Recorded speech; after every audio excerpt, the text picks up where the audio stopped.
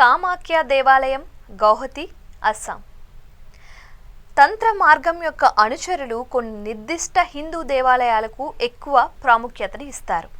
ఇవి తాంత్రికులకు మాత్రమే కాకుండా భక్తి సాంప్రదాయానికి చెందిన వ్యక్తులకు కూడా ముఖ్యమైనవి. ఈ దేవాలయాలలో కొన్నింటిలో బలి లేదా జంతువుల ఆచార బలి నేటికి నిర్వహించబడుతోంది. మరికొన్నింటిలో ఉజ్జయిని మహాకాల దేవాలయం వలె ఆరతి ఆచారాలలో చనిపోయిన వారి బూడిదను ఉపయోగిస్తారు. ఇక్కడ మొదటి 10 తాంత్రిక పుణ్యక్షేత్రాలు లేదా శక్తిపీఠాలు ఉన్నాయి.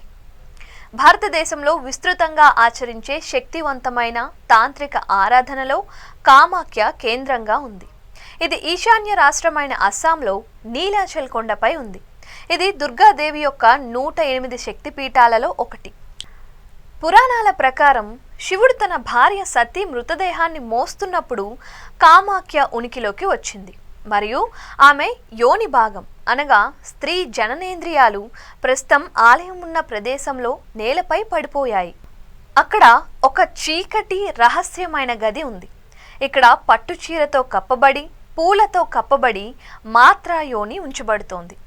కామాఖ్య వద్ద తాంత్రిక హిందూ మతం శతాబ్దాలుగా తరతరాలుగా తాంత్రిక పూజారులచే పోషింపబడుతోంది.